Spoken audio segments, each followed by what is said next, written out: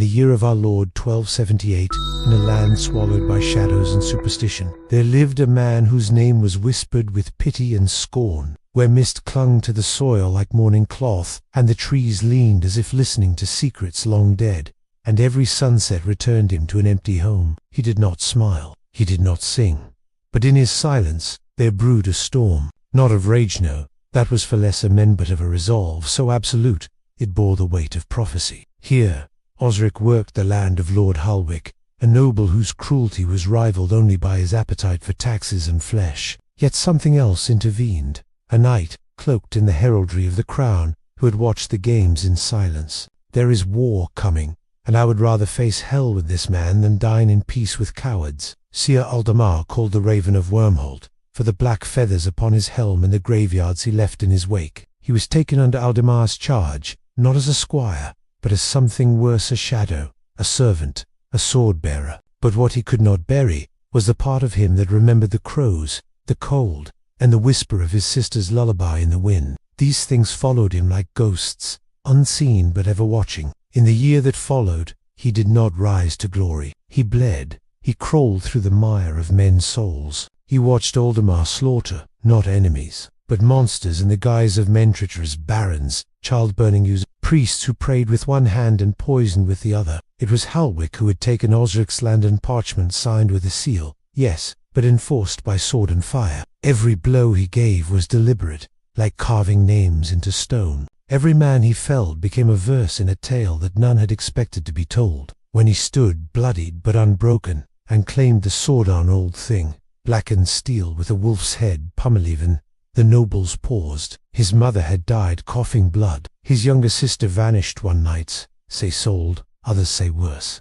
Osric never spoke of it. The villagers called him the Mule, not for his strength, but for the way he carried burdens never meant for one man alone. His back, bent by labor, seemed carved by centuries, though he had seen but 30 winters. He owned nothing but a patch of blackened earth, a shack missing half its roof, and the haunting memory of a father hanged for stealing bread during the famine. Dunmore was a village forgotten by time, perched on the edge of the grey mire, yet he remained, silent, enduring. Every sunrise found him in the fields. One autumn, when the wind tasted of rot and the crows came early, Lord Halwick declared a tournament, not of knights, but of desperation, a contest where peasants could fight for coin and the vain hope of pardon. Osric entered not for gold, but for the sword promised to the victor.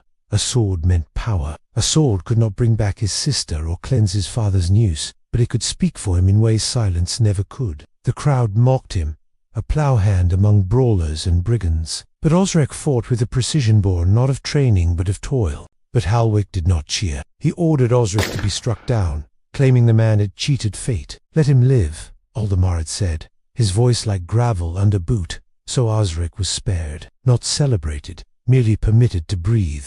But that was enough. Osric learned not to flinch. He learned to kill cleanly, to bury the weight of each death behind the mask of necessity. And still, he endured. Then came the siege of Coldrith Keep, a forgotten stronghold nestled in the Ironwood Hills, where snow fell even in summer, and the dead were said to rise in protest. A rebel lord had taken the keep and defied the crown.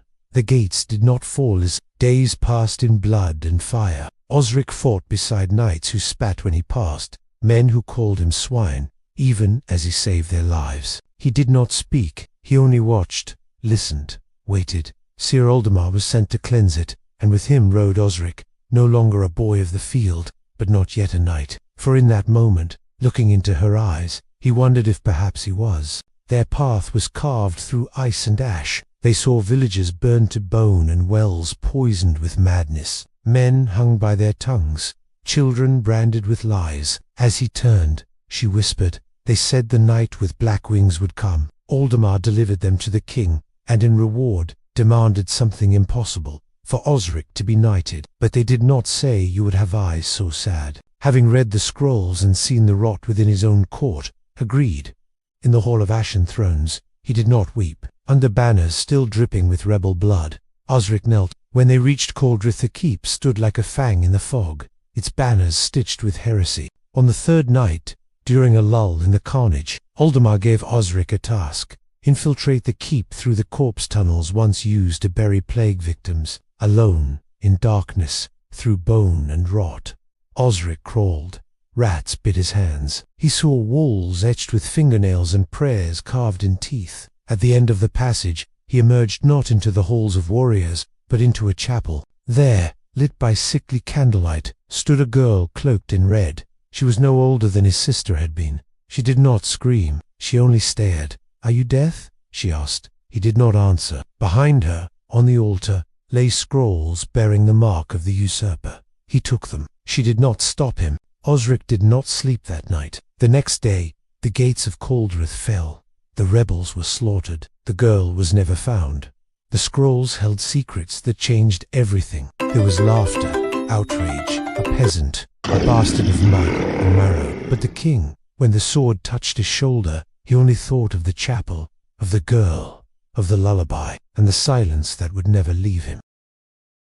The crown gave him lands in the north called barren and cursed by local law, a place where trees bled sap like tears and wolves howled with voices to human. He rode no fine steed. He did not host feasts, nor court ladies. He walked the villages himself, mended broken gates, buried the nameless dead, and listened to the fears of peasants who had never been listened to. The noble lord who led the siege offered gold for Osric's head. He received it in a sack. Still speaking, they began to whisper of him, not as a noble, but as a revenant, a knight who bled for no banner but truth.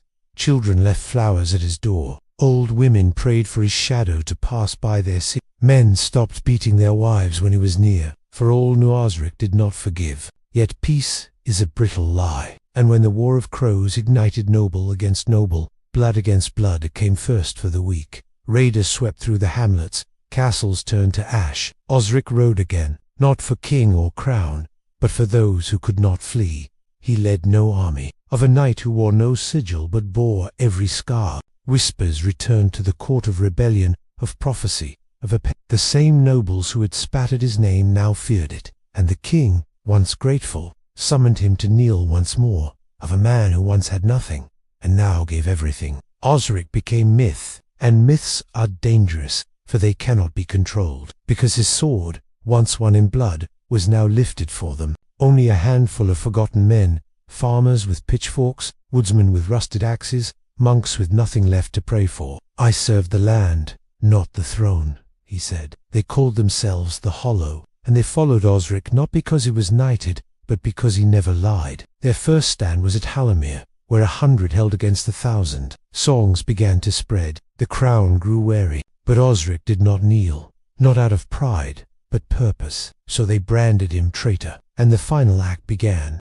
They came at dusk, as the sun bled across the iron pines, 100 knights in gold and crimson, their steel polished, their banners high. Osric met them not with soldiers, but with silence. The villagers he had protected begged him to flee. The Hollow would die for him, and he knew it, so he sent them away. He stood alone in the glade of Dunmore, the village of his birth, where the wind still whispered his sister's lullaby. And there, among the ash trees, he waited. The battle was not a battle, it was execution. But they did not break him. The first knight to strike found his blade shattered. The second screamed as if the shadows themselves had turned against him. Osric fought not like a man, but like a memory refusing to be forgotten. Each blow was a curse undone, each step a hymn to the dead. He fell, finally, pierced by 12 swords. But even in death, his hand clutched the wolf-pummeled blade. The king called it justice. The nobles feasted, but no bards sang of that day. Instead, in the years that followed, children in Dunmore left flowers on a mound where grass refused to grow. And in the north, when the snow howled too fiercely, peasants whispered to the wind. Osric walks tonight, and he remembers. Thus ends the tale of the Mule of Dunmore. They wait, beneath stone, beneath silence, beneath blood. But legends never end, until they are needed once more.